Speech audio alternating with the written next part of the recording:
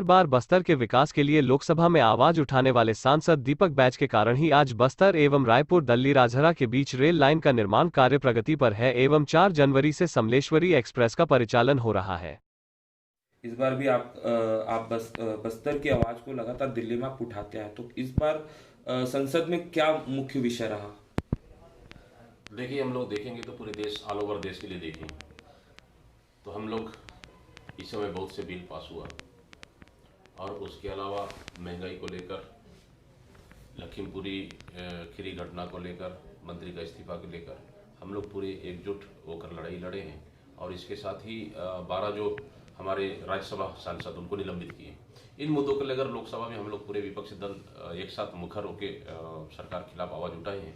इसके साथ ही हमारे बस्तर और छत्तीसगढ़ के लिए देखा जाए तो निश्चित रूप से हमारे छत्तीसगढ़ में जिस तरह केंद्र सरकार धान खरीदी में बारदाना नहीं दे रही है, और दूसरी चीज़ प्रधानमंत्री आवास की जो 60% की राशि है उनको देना चाहिए केंद्र सरकार को, तो वो नहीं दे रही है।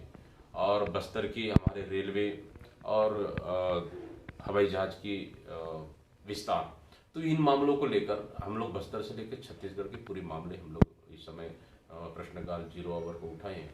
तो निश्चित रूप से कहीं ना कहीं हम लोग छत्तीसगढ़ की आवाज़ को हम लोग देश के पटल पर रखने में इस शीतकालीन सत्र में हम लोग पूरा कोशिश हम लोग की है। लगातार भाजपा द्वारा कांग्रेस सरकार के प्रति एक आरोप लगाया जा रहा है, ज्वलनशील मुद्दा है धर्मांतरण का बस्तर संभाग में। इसको किस दृष्टि से देखते हैं, क्या है आखिर धर्मांतरण का? देखिए, धर्मांतरण कोई मुद्दा नहीं है।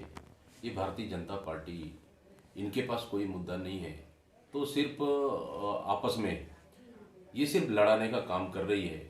देखिए, हमारी सरकार तो अभी 3 साल बने हुए हैं। 15 साल भारतीय जनता पार्टी की सरकार थी, उनके सरकार में ही पूरे चर्च बने हैं, उनके सरकार में ही सबसे ज़्यादा धर्मांतरण हुआ है।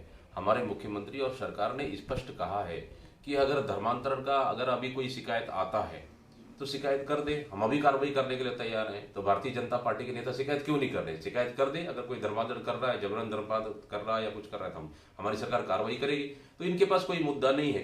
तो जबरन को यहाँ के हमारे छत्तीसगढ़ प्रदेश की शांत वातावरण को ये यहाँ पे ये लोग वर्ग संघर्ष और विवादित करना चाहते हैं, जो ये भारतीय जनता पार्टी इसमें कभी सफल नहीं होगी। अभी जस्ट 3 दिन पहले एक नागपुर से आए हुए धर्म संसद के मामले में कालिदास ने एक विवादित बयान दिया महात्मा गांधी को लेकर। वहीं नाथूराम गोडसे को लेकर उसने भी बयान दिया। तो इसे किस दृष्टि से देखते हैं आप?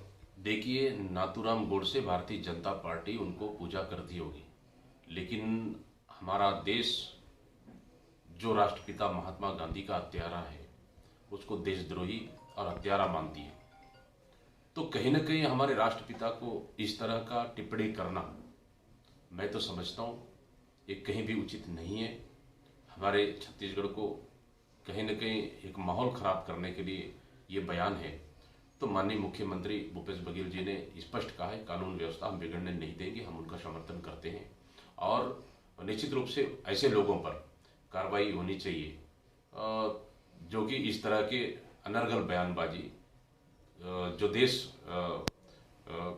छत्तीसगढ़ और देश को माहौल खराब करने में लगे हैं, तो इसको कभी भी हमारे छत्तीसगढ़ में स्वीकार नहीं किया जाए।